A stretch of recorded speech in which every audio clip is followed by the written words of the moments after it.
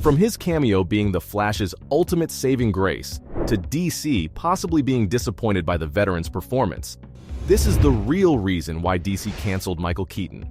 First off, his Batman was the best we've seen in a while.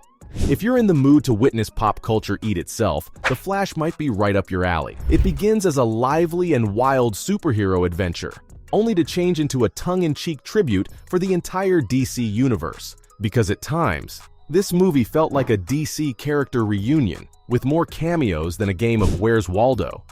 You get to see all your favorite versions of your favorite characters, a few no one cared about, and some that have unfortunately left us.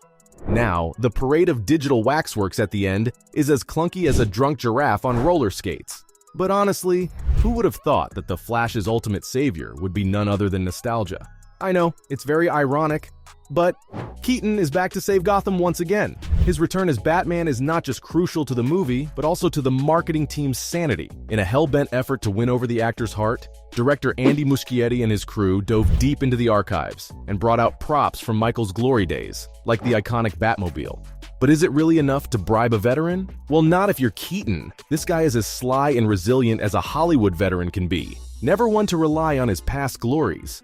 The only thing I'll say is, this was the best cinematic Batman we've seen since Christian Bale. His performance was just that good. The secret to Michael's success lies in the fact that he's not actually portraying Burton's caped crusader. He's like a chameleon, effortlessly adjusting his acting chops to fit any genre. I mean, look at him with all his fancy gadgets and his deep voice saying, "I'm Batman." Bet you couldn't even tell that this guy is 71. Yes, Keaton is still lively as ever, proving that age is just a number. He's living in the present and nailing the role exactly how it was written in the hilariously entertaining flick. So DC movies are no joke. Even big names like Ben Affleck and Gal Gadot have to strut up to the mark, strike a pose, deliver the line, and wait for the round of applause.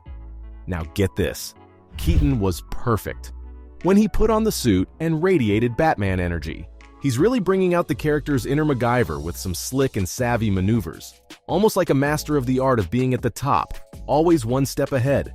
Not to mention, this Batman's fight scenes are so authentic. You'll wonder if it's actually Michael or a stunt double throwing those punches.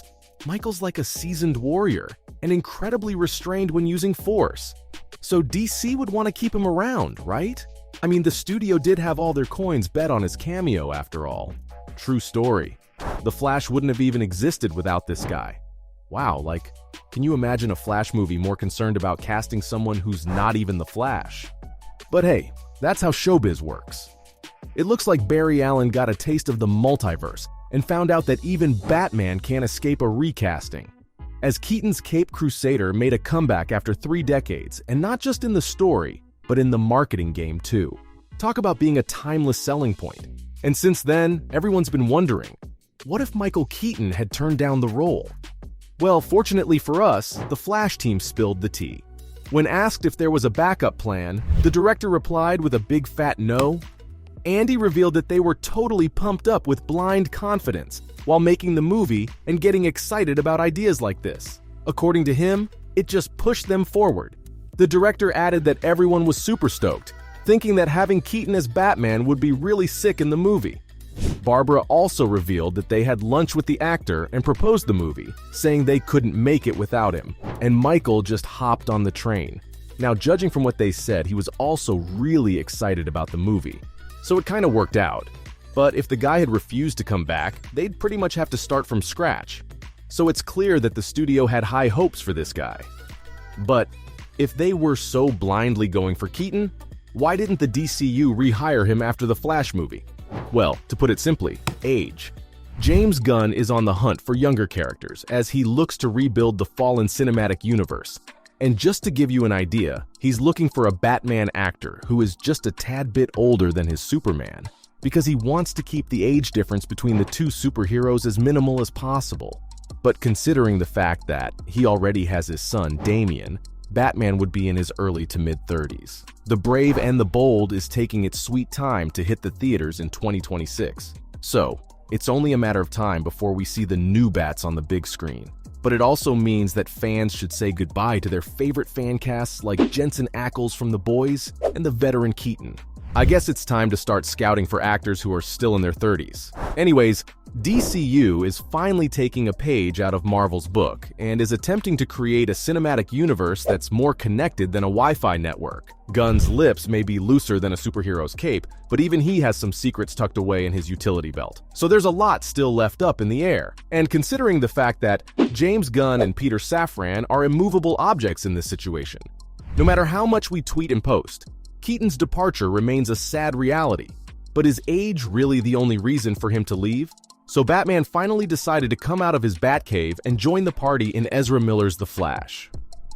Now, after donning the cape twice back in the day, Keaton left before he could complete his trilogy. You see, what happened was, for the third film, they changed the director, and Joel Schumacher made some very big changes to the character, after which Keaton and Joel couldn't see eye to eye on how to make Batman Forever.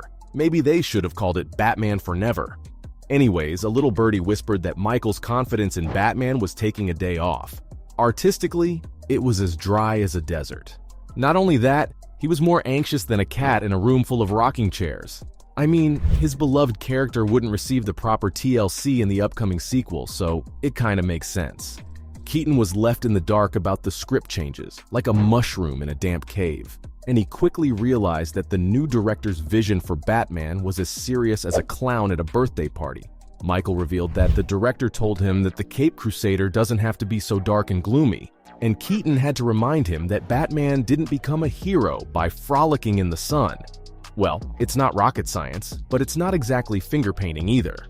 So he chose to leave the franchise rather than ruin his legacy. And I guess after being the Batman he loved, under Andy's direction, maybe yet another change might have been nostalgic for him. But what if this wasn't the real reason either? And maybe DC's just straight up disappointed in Keaton's performance? Considering how the actor took on the role of the Caped Crusader after 30 whole years, it makes sense that the studio was worried about how he'll do. Or maybe they just think he won't be able to do this for too long. I mean, let's face it, Keaton's not getting any younger, and Batman is a really demanding character. So maybe DC just thinks he won't be able to stay consistent. But that's not entirely true, because critics and fans alike absolutely loved his Batman. And why wouldn't they be? They finally got to see one of the best Batman return to the screen, with more action, more broodiness, and even more of that tortured soul vibe. I mean, some critics even went as far as to say that it was the best superhero film ever made, and it'll be hard to top that. And honestly, no argument here. Despite the several challenges on set, Michael was able to deliver a stellar performance. One fan even tweeted, saying that people might be hating on the movie for marketing it so much, but this is Michael we're talking about. He's the only reason a lot of DC fans even went to watch the movie. So saying that his performance was the culprit of DC canceling him would be unfair. And with how tight-lipped Gunn is when it comes to casting, all we can do is wait to see what's next for Keaton and Batman. So, there you have it, folks. From DC possibly being disappointed by the veteran's performance, to him being the Flash's ultimate saving grace. That was the real reason why DC canceled Michael Keaton.